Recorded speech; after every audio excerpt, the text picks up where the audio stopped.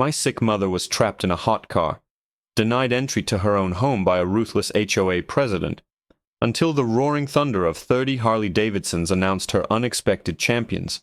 The first thing I remember is the sound of my own voice, cracking with a desperation I didn't know I possessed. "Please, Mrs. Davison, she just got out of the hospital. She can't be sitting in a hot car like this." My hands were shaking, balled into fists at my sides to keep them still.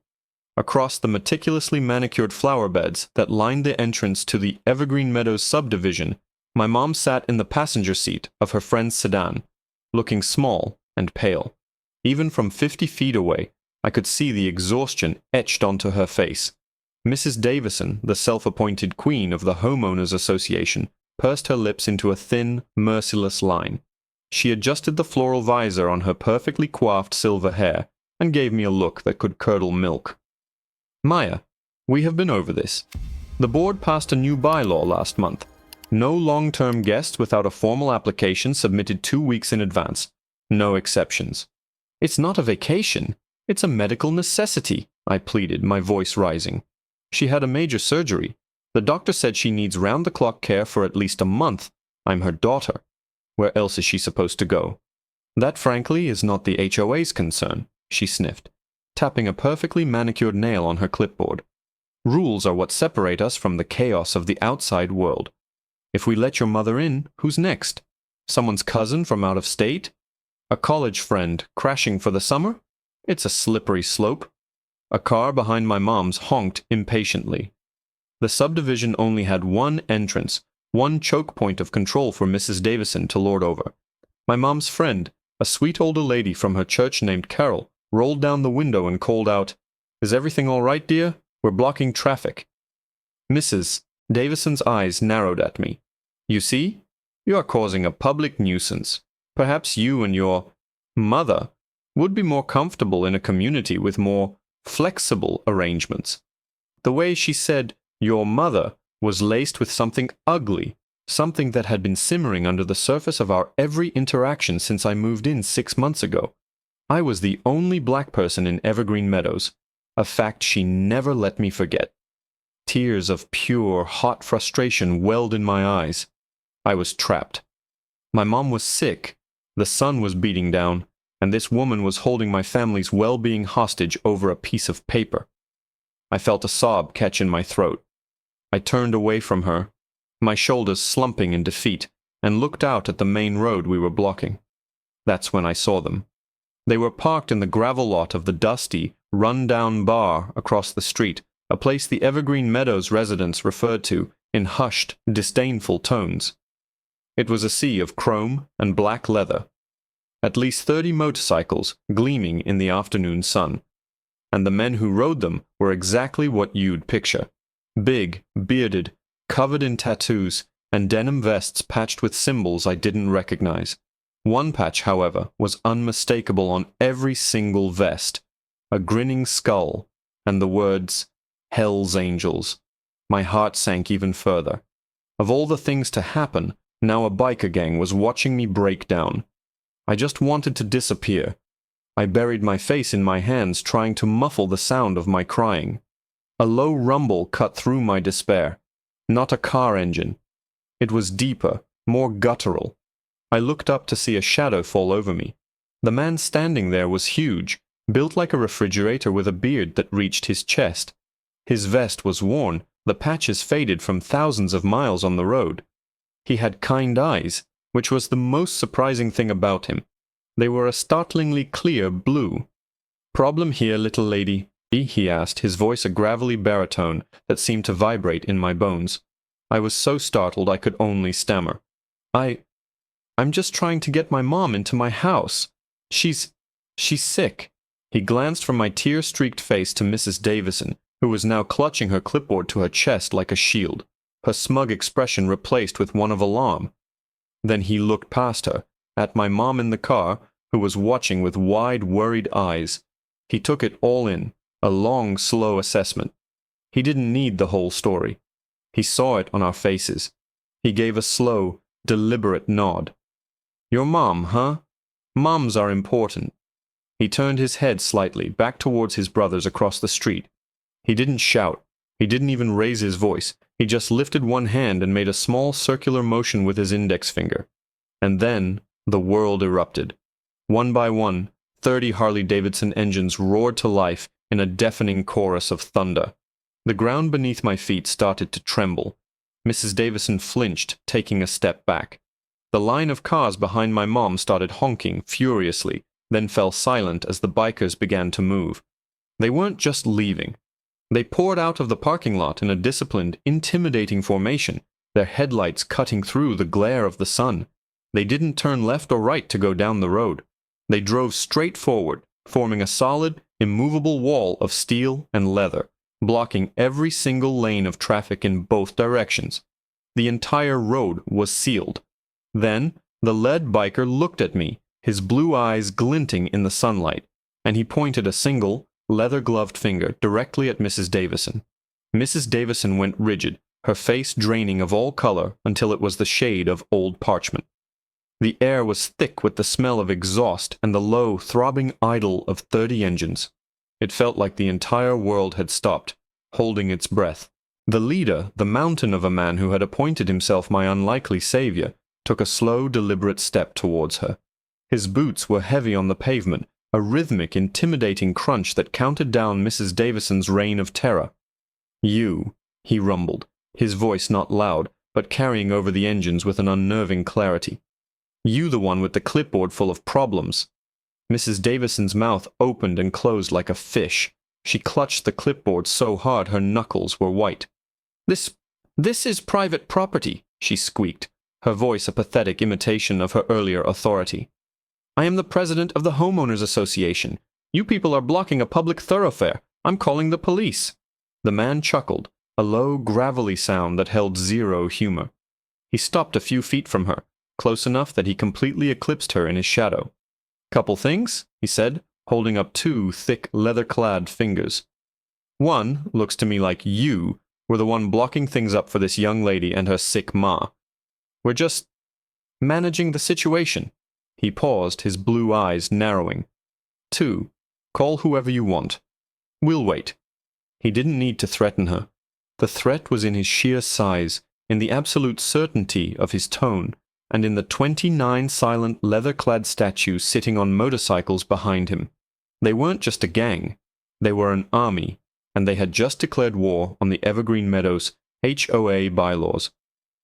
Mrs. Davison's power, derived from rules and regulations on a piece of paper, had evaporated into the fumes of a Harley-Davidson. The leader then turned his head and looked at me. The hardness in his expression vanished, replaced by that same startling gentleness I'd seen before. "Go on, sweetheart," he said, his voice softening. "Go get your mom. Take your time. We got nothing but—" My feet felt leaden, glued to the spot. My brain was struggling to catch up with reality. Just minutes ago, I was helpless, crying on a curb. Now the Hells Angels were my personal security detail. I nodded, a jerky, uncoordinated movement, and ran to Carol's car. My mother looked terrified. Her hand was pressed against her chest, her eyes wide. "Maya, what is happening? Who are these men?" she whispered, her voice frail. "It's okay, Mom," I said, trying to infuse my voice with a confidence I absolutely did not feel. They're helping us." Even as I said it, it sounded absurd. I opened her door and gently helped her out. She was so weak, her legs shaky from the surgery and the stress. She leaned heavily on my arm as we began the slow, arduous walk toward the entrance gate. We had to walk right past Mrs. Davison. She stood frozen, looking at us with a mixture of terror and pure, unadulterated hatred. The biker leader didn't even look at her. He just watched us, his expression unreadable. As we approached the gate, he grunted, "Ma'am, the gate." Mrs. Davison flinched as if he'd shocked her. With trembling hands, she fumbled in her pocket and produced a small remote. She pressed the button, and with a quiet electronic whir, the great, ornate iron gates of Evergreen Meadows swung inward. A small, triumphant sob escaped my lips. It felt like watching the fall of the Bastille. We walked through. As we passed the giant biker, I looked up at him, my heart full of a strange, terrifying gratitude. "Thank you," I whispered. He just gave a slow nod, his eyes on my mom. "Get her inside," he said. "Get her a glass of water." My house was just 100 feet from the gate. We walked across my perfectly manicured lawn, the same lawn I paid exorbitant HOA fees to maintain. Each step felt like a victory. We were almost there. I was fumbling in my purse for my keys, my mom's weight a comforting, solid presence against my side. We were safe. We had made it. That's when I heard it. A sound that cut through the rumbling engines like a knife, faint at first, then rapidly growing louder. A high-pitched, piercing wail. Sirens. Not one, but several, all converging on our quiet, tree-lined street. My blood ran cold. I whipped my head around. In the distance, I could see them. A cascade of flashing red and blue lights, reflecting off the chrome bikes, painting the faces of the bikers in strobing frantic colors. The police had arrived, and I knew, with a sickening certainty that dropped like a stone in my stomach, what they would see. A wall of outlaw bikers, a hysterical white woman pointing a trembling finger, and me, a black woman, at the center of it all. This wasn't over. It was just beginning. My mom's grip on my arm tightened until it was painful. "Maya," she breathed, her voice filled with a fear I knew all too well. It was the ancestral fear that lives in the bones, the one that screams at the sight of flashing lights and approaching uniforms. "They're going to think... They'll think it's us." "It's okay, Mom. It's okay," I whispered, though my own heart was hammering against my ribs like a trapped bird. "We did nothing wrong. Just stay calm." I pushed my key into the lock, my hands shaking so badly it took 3 tries. The door finally swung open, and I guided her inside, settling her gently onto the plush sofa in the living room. Through the large bay window, I had a perfect, horrifying view of the scene unfolding. 3 squad cars screeched to a halt, boxing in the motorcycles. Officers burst out, hands on their holsters, taking cover behind their car doors. It looked like a scene from a movie, a high-stakes standoff on what was 10 minutes ago, the quietest street in the city. Mrs. Davison, seeing her cavalry arrive, was instantly reanimated. She started pointing frantically, her voice shrill and piercing even through the glass.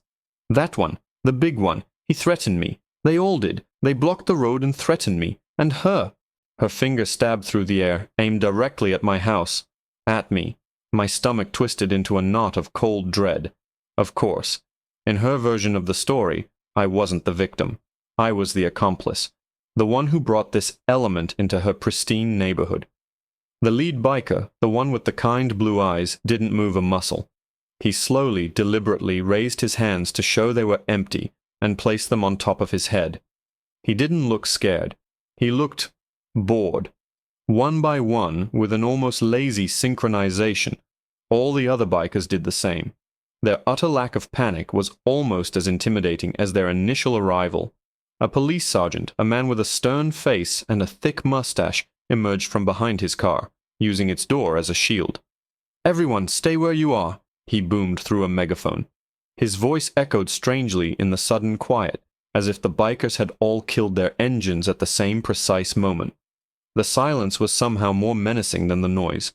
The sergeant strode forward, his eyes scanning the sea of leather and denim before landing on the leader. "What's going on here, Patch?" he asked. The name sounded familiar, almost casual. The biker, whose name was apparently Patch, let out a slow breath. "Just helping a lady out, Sergeant Miller," he said, his voice calm and steady. "Seems the welcome wagon in this neighborhood is a little aggressive." "Aggressive?" Mrs. Davison shrieked, marching toward the police line. "They are an outlaw motorcycle gang. They formed a blockade. They were going to hurt me." Sergeant Miller held up a hand to silence her, not unkindly, but with the weary air of a man who had heard it all before. He looked from Mrs. Davison's hysterical face to Patch's stoic one, and then his gaze drifted past them, past the gate, and landed squarely on my house, on me, standing in the window. Our eyes met. I saw a flicker of confusion, then calculation. I held my breath. My entire future in this house, my mom's health, maybe even our freedom, depended on what this one man decided to believe in the next 30 seconds. He saw a well-to-do white woman, the president of the HOA. He saw the leader of a notorious biker gang. And he saw a young black woman. The optics were a nightmare. Sergeant Miller started walking towards my house, not to the gate, but straight to my front lawn. 2 other officers flanked him, their expressions grim. My blood turned to ice. They were coming for me. I backed away from the window, my mind racing. Should I open the door? Should I wait? What do I say? My mom was murmuring prayers on the couch, her eyes squeezed shut. The doorbell rang, a sharp, demanding chime that cut through the tension. It rang again, followed by a loud, authoritative knock. "Ma'am, this is the police. We need you to open the door." My hand trembled as I reached for the doorknob. This was it. I was about to be interrogated. Accused. I pulled the door open, ready to defend myself, to explain the whole crazy situation from the beginning. But Sergeant Miller wasn't looking at me. His gaze shot right past me, into my living room. His stern expression dissolved, replaced by something I couldn't decipher. Shock? Recognition? His eyes were locked on the small, frail woman sitting on my sofa. My mom, hearing the voices, had opened her eyes. She looked at the police officer standing in her daughter's doorway, and then her face, which had been a mask of fear, softened into a look of pure astonishment. "Frank," she whispered, her voice barely audible. "Frank Miller? Is that you?" The sergeant's jaw went slack. He took a hesitant step into my foyer, his eyes wide. He stared at my mother, the one who had just had major surgery, the one who was the cause of this entire multi-agency standoff. "Mrs. Dubois?" he asked, his voice filled with disbelief. "Barbara, what in God's name are you doing here?" The air in my foyer crackled with a surreal energy. Sergeant Miller took another step inside, his 2 flanking officers hovering awkwardly at the threshold, their combat-ready postures deflating in confusion. Patch and the Hell's Angels were still outside, silent and watchful, a bizarre honor guard framing the scene. Mrs. Davison was trying to get the attention of another officer, but he was too busy staring at his sergeant, who now looked like he'd seen a ghost. "Frankie Miller," my mom said again, a little stronger this time, a faint smile touching her lips. "I haven't seen you since you were chasing my cat out of the Henderson's prize-winning rose bushes. Your mother nearly fainted from embarrassment." A slow grin spread across Sergeant Miller's face, erasing the years and the stress. "Barbara Dubois, you made the best lemon meringue pie in the entire county. My dad still talks about it." He looked from my mom to me, and the puzzle pieces clicked into place in his eyes. "This is your daughter, Maya?" I just nodded, completely mute. My mom had grown up in a small town about 2 hours away. I knew she kept in touch with some old friends, but I had no idea one of them was a kid who grew up to be the police sergeant, now standing in my doorway. "What on earth is going on here?" Sergeant Miller asked, his tone shifting from disbelief to genuine concern. He looked at my mom, really looked at her, and saw the pale skin, the hospital-issued blanket draped over her legs. "Are you all right, Barbara?" "Just a little surgery, Frankie," she said, waving a dismissive hand. "But this woman," she gestured weakly toward the window, where Mrs. Davison was now pacing like a caged animal, "wouldn't let my daughter bring me home. Said I needed to fill out a form 2 weeks ago. Left us sitting in the car in the heat." Sergeant Miller's face hardened. He turned and looked out the door, his gaze sweeping over the scene with a new, informed clarity. He saw the car with the door still open. He saw the bikers still patiently waiting with their hands on their heads. And he saw Mrs. Davison, her face contorted with self-righteous indignation. He understood everything. He walked back outside, leaving my door open. He strode right up to Mrs. Davison, who puffed up her chest, ready to finally give her statement to someone who would listen.